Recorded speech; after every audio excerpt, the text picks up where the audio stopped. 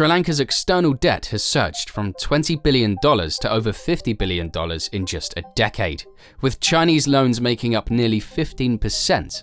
One of the most controversial deals, the $1.6 billion Hambantota port, which Sri Lanka was forced to lease to a Chinese company for 99 years, is raising serious concerns about economic sovereignty. Today, the nation is drowning in debt, battling inflation, and struggling to stay afloat. But is this crisis a result of strategic maneuvering by Beijing, or is it simply a case of poor financial management? Some call it debt trap diplomacy, while others see it as a self-inflicted wound. So what is the real story? Let's find out.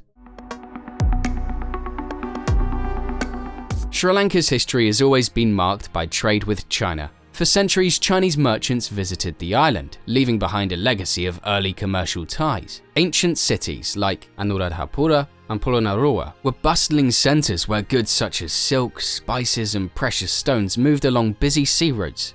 These routes linked China's Pearl River Delta with Sri Lanka's coastal harbors. Local markets along the Mahaweli River in the Central Highlands thrived because of these exchanges, laying a simple but strong foundation for future economic connections. Throughout colonial rule, Sri Lanka's historical ties with China never faded. After independence, these old connections laid the groundwork for modern economic partnerships, eventually leading to the ambitious projects we see today. It encouraged the government to work with Chinese investors when plans for major projects were made. New roads, ports, and other infrastructure projects were seen as a way to honor a past of friendly exchanges while addressing modern needs. In the early 2000s, the governments revisited these traditional links. Amid political shifts and a desire to modernize, President Mahinda Rajapaksa's government identified the southern port town of Hambantota as a potential engine for growth. Nestled on the island's southern coast, Hambantota boasted a strategic location along major shipping lanes linking Asia with the Middle East and Africa.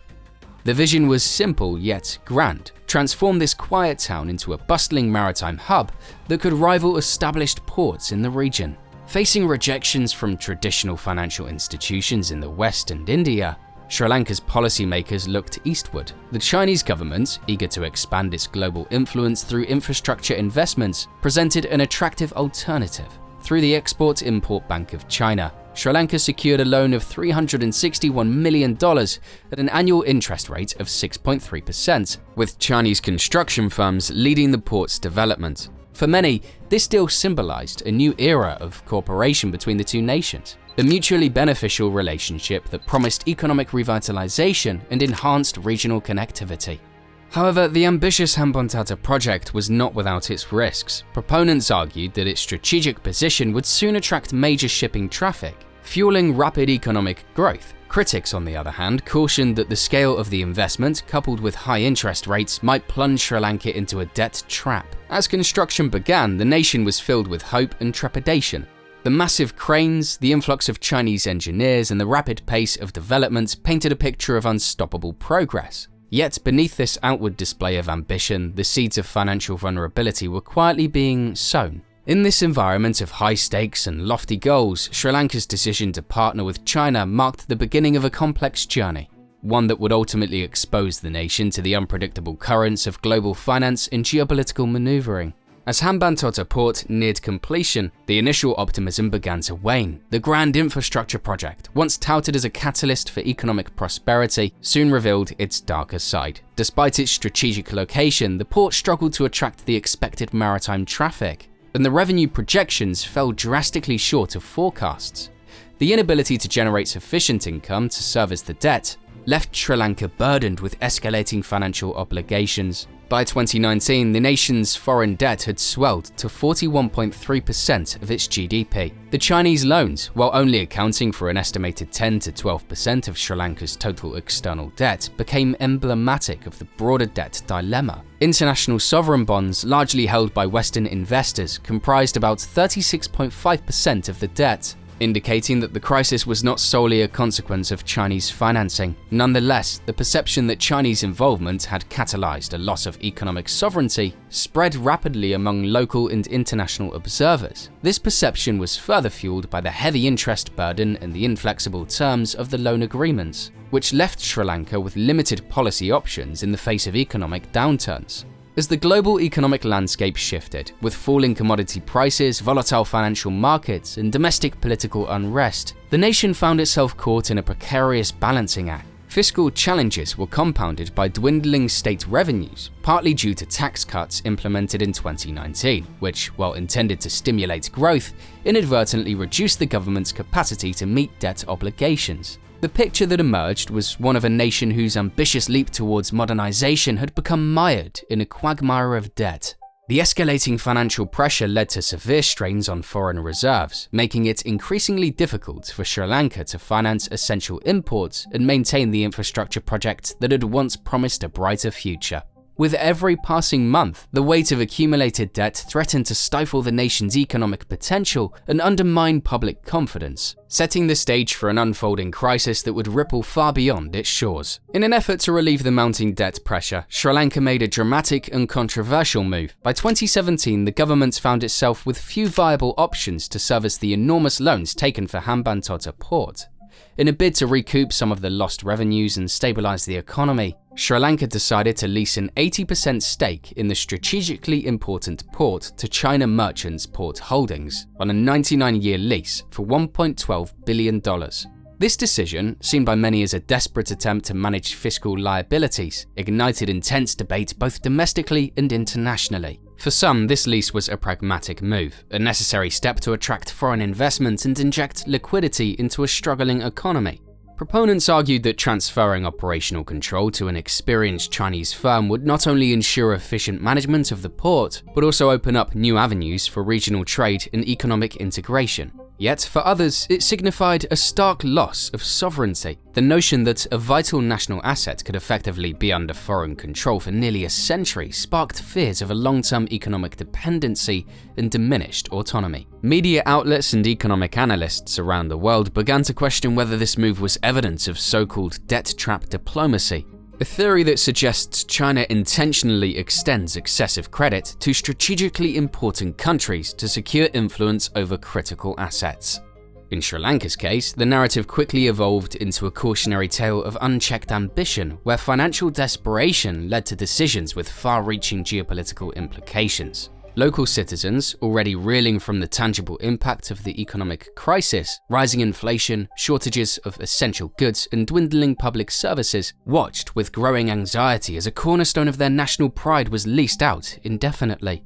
The Hambantota conundrum thus became not just a financial dilemma, but a potent symbol of the broader struggle for economic independence in a rapidly changing global landscape. While the Hambantota project and subsequent lease capture the public's imagination, a closer examination of Sri Lanka's debt portfolio reveals a more intricate financial narrative. Although Chinese loans are often spotlighted as the main culprit behind the crisis, they actually represent a relatively small fraction of the nation's overall external debt. Detailed analyses show that Chinese financing accounts for roughly 10 to 12% of external debt, while international sovereign bonds held by Western investors make up approximately 36.5%. This discrepancy suggests that the challenges facing Sri Lanka are not exclusively the result of Chinese intervention, but are also deeply intertwined with its broader borrowing practices. The multifaceted debt structure exposes how multiple streams of finance, including high-interest commercial borrowings and domestic credit lines, collectively contributed to the financial strain.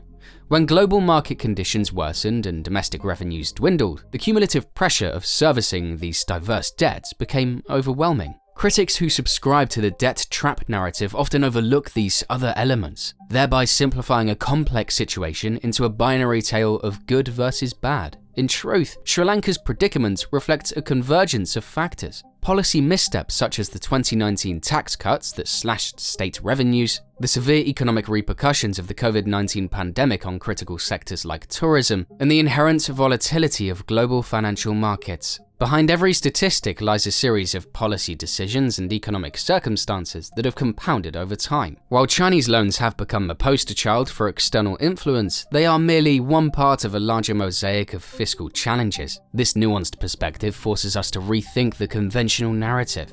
It reveals that the crisis is not simply a story of one nation imposing its will on another, but rather a complex interplay of domestic policy, global market dynamics, and the inherent risk of borrowing on an international scale. In the midst of an escalating crisis, the urgency for a solution spurred decisive action from both domestic leaders and international financial institutions. In March 2023, facing dwindling foreign reserves and mounting public unrest, Sri Lanka secured a $2.9 billion bailout from the International Monetary Fund.